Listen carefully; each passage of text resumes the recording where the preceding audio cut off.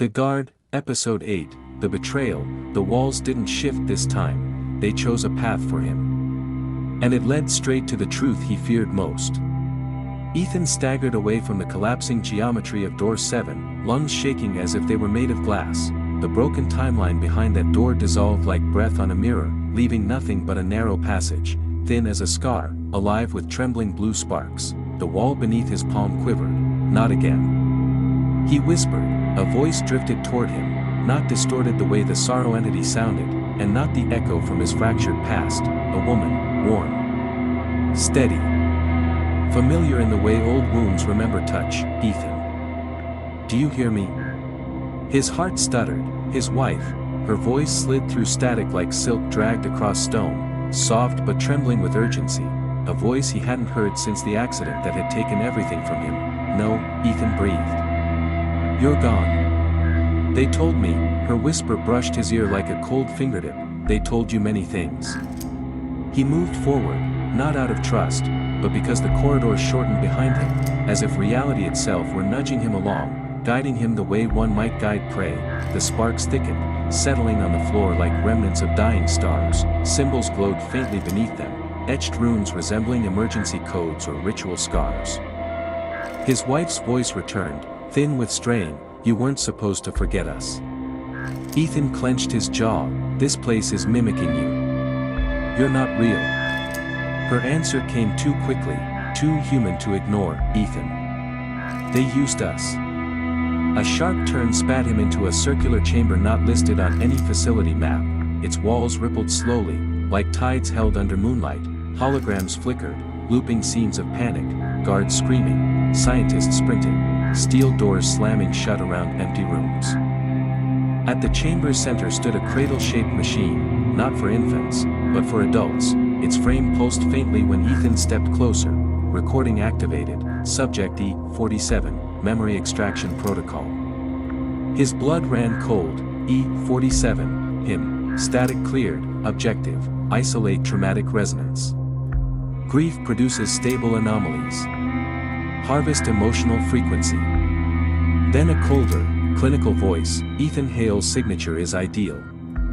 His unresolved loss generates recurrent anomaly types, including the humanoid echo, codename Sorrowcraft. His knees weakened. Sorrowcraft, the entity, the one that haunted him, reached for him, whispered to him. It wasn't born from death, it was carved out of his grief.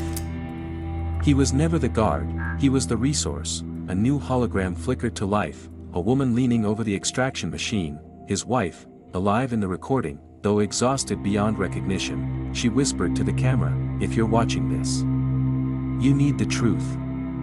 This project isn't about protection. It's about weaponizing pain. She glanced over her shoulder, terrified. We were told this would help Ethan recover.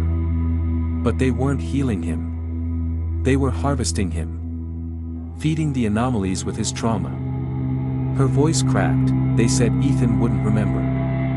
That forgetting would free him. Her hand trembled as she wiped tears from her cheeks. They lied to all of us. The hologram dissolved. Ethan's breath collapsed into a gasp. He whispered into the empty room, they lied to you too. A low hum vibrated through the chamber. Shadows thickened, congealing into a tall form dragging itself forward. Humanoid, distorted, a half-finished version of him, an abandoned echo created during a failed extraction cycle. Its voice scraped across the air. You left us.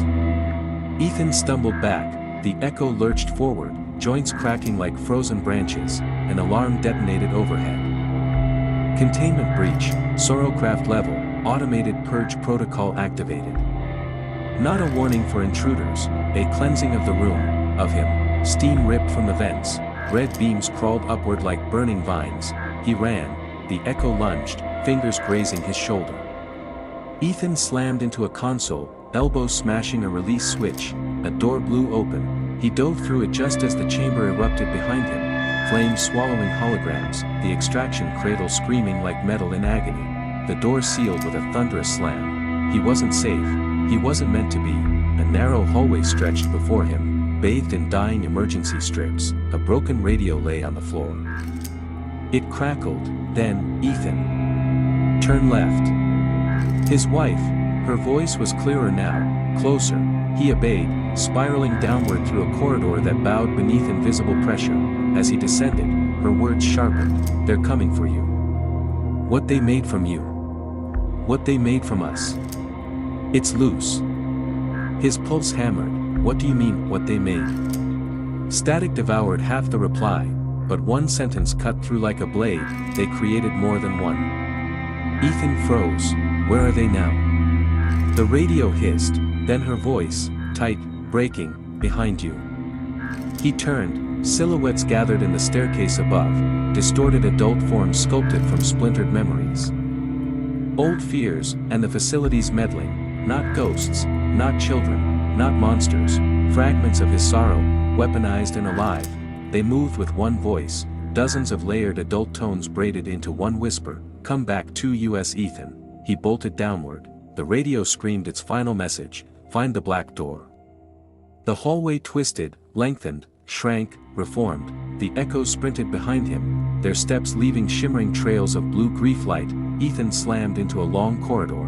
At the end, a door, black, unmarked, silent, waiting. The radio died. He staggered toward the door, but froze when a shape detached itself from the shadows beside it. The sorrow entity, not childlike, not fragile, a tall, memory-woven figure humming the same fractured tune from earlier episodes, a tone more ancient than morning. It placed a hand on the black door. "They want you to open this," it whispered.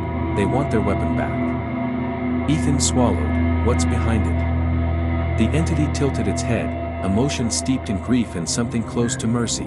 "The truth they stole from you, and the pieces of pain they molded into me." Behind Ethan, the swarm of echoes thundered closer. He had seconds. The entity stepped forward. "Choose, Ethan. Be theirs, or be what they fear." The black door pulsed. The betrayal was complete, not from the entity, not from the echoes, but from those who promised healing and delivered captivity. Ethan reached for the door. TOB continued. If you enjoy this story, don't forget to like, comment and subscribe for more.